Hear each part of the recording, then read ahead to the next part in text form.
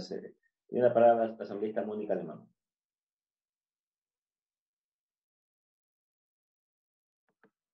Gracias, presidente. Un saludo a quienes nos siguen a través de los diferentes medios de comunicación. En este día de lucha quiero expresar mi saludo para todos los trabajadores que están sacando el país adelante, para las manos de tantos que sostienen la vida, por esas manos que trabajan y luchan por la dignidad. Que este 1 de mayo nos define el horizonte de justicia y progreso. Siempre estaremos del lado de los trabajadores. Estamos afrontando una crisis sanitaria sin precedentes y los más afectados son los sectores más vulnerables de nuestro país. El gobierno nacional ha señalado que para mitigar el impacto económico producto de la emergencia sanitaria es necesario el avance en la aprobación de los proyectos de ley remitidos desde el Ejecutivo a esta Asamblea Nacional con el carácter de urgente. Más luego estaremos debatiendo en la siguiente sesión el proyecto de ley de ordenamiento de las finanzas públicas, proyecto que a todas luces no contiene medidas de carácter urgente y que la única urgencia que obedece es a la de cumplir con las exigencias del Fondo Monetario Internacional. No jueguen con nuestra inteligencia. No. Cuando en esta Asamblea Nacional nos unimos, todas las bancadas políticas, a decirle al gobierno nacional que no se pague la deuda externa. Sin embargo, prefirieron hacerlo antes que equipar a nuestros médicos y al personal de primera línea de defensa para enfrentar el COVID-19.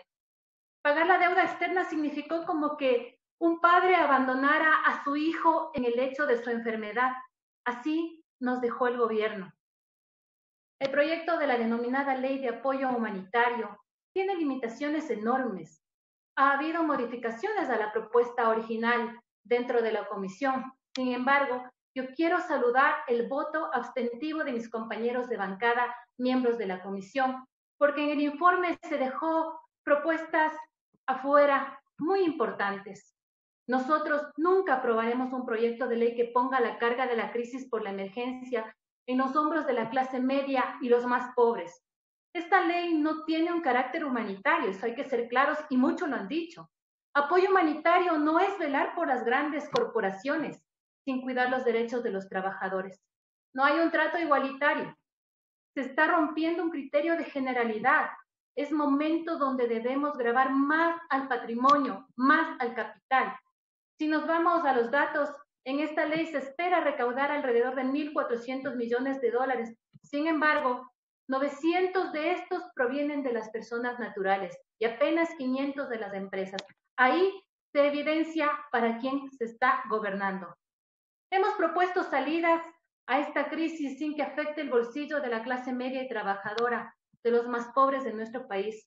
Días atrás hemos presentado algunos aportes a este proyecto de ley y quiero recoger algunos puntos importantes que solicito al presidente de la Comisión de Desarrollo Económico pueda acogerlos para el segundo debate. Y me refiero esencialmente a un punto fundamental.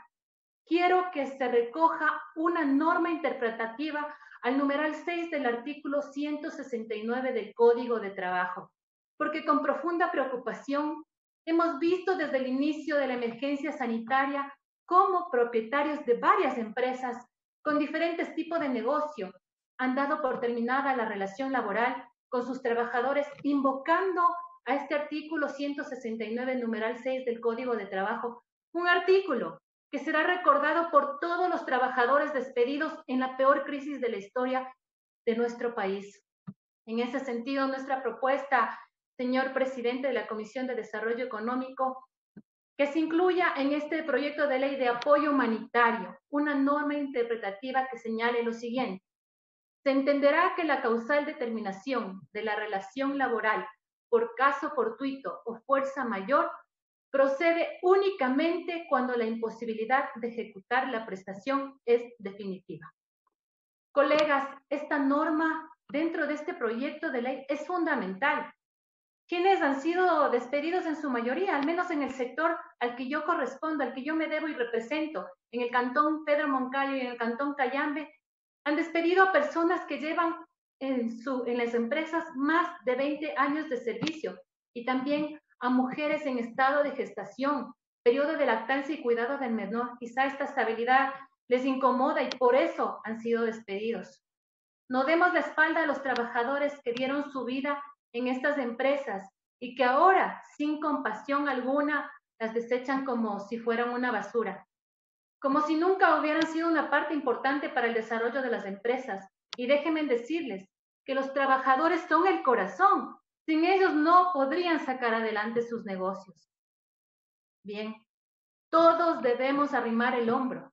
Por eso es necesario establecer en la ley la prohibición de cobro de servicios bancarios por transferencia de pago de servicios básicos, ordenando a la Junta Monetaria que emita una resolución al respecto, según lo establecido en el artículo 14, numerales 21 y 28 del Código Orgánico Monetario y Financiero. Colegas, son varios los asuntos en los que debemos trabajar. Los ciudadanos nos exigen respuestas a sus necesidades, nos exigen soluciones prácticas para salir de la crisis y nosotros les debemos una respuesta. Con mucho dolor, vemos que nuestro país está sufriendo los estragos más duros que puede dejar esta pandemia del COVID-19. Tenemos miles de personas fallecidas. Cada día la cifra de contagios aumenta y aún no se han establecido los protocolos adecuados para pasar de la fase del aislamiento al distanciamiento social anunciada para este próximo 4 de mayo y cuya responsabilidad ahora es de los gobiernos autónomos descentralizados. Esperemos entonces que ya que el gobierno central se ha lavado las manos con esta disposición, cumpla al menos con la transferencia de las asignaciones presupuestarias y la devolución del IVA que adeuda a los gobiernos autónomos descentralizados. Los impactos que tiene de manera inmediata la crisis sanitaria son absolutamente dolorosos e irreparables. A esto se le suma la profunda crisis en la que el país está sumergida y que hay que decirlo, que el gobierno no la ha sabido manejar adecuadamente. El más alto deber del Estado consiste en respetar y hacer respetar los derechos garantizados en la Constitución. Y nosotros no podemos, bajo ninguna circunstancia, justificar la vulneración de los mismos. No cuenten con la bancada de la Revolución Ciudadana en sus pretensiones de mermar los derechos de las grandes mayorías con el fin de beneficiar a los grupos de poder. Nosotros nos debemos al pueblo y por el pueblo vamos a legislar. Por eso estamos siendo propositivos. Queremos dar una ley al país, una ley que valga la pena, una ley que responda a las necesidades de los más desprotegidos. Y por eso también, colegas asambleístas, a muchos, les invito a despojarse de sus compromisos que les ha impedido votar a favor del pueblo por estos 3 años, quizá por miedo a ser perseguidos o miedo a perder los favores que han recibido a cambio de un voto. Es hora de hacer caso a la unidad que nos ha invocado desde el inicio de la sesión, pero nunca a una unidad en la defensa de las grandes fortunas, de los bancos y de los grupos de poder como pretende este proyecto de ley, sino a una unidad con la clase trabajadora, que es sin duda alguna la más afectada por esta crisis. Es hora de responder a los ecuatorianos por la vida, por el trabajo, por la salud. Pueblo ecuatoriano, la situación no es fácil. Nos costará muchísimo superar esta crisis. Les pido desde el fondo de mi corazón que sigamos luchando. Ya nos hemos levantado muchas veces y seguro esta vez no será una excepción. Que el dolor de esta dura época se transforme en el motor que cambie vidas. Hoy, más que nunca, fuerza, compatriotas. Gracias, presidente.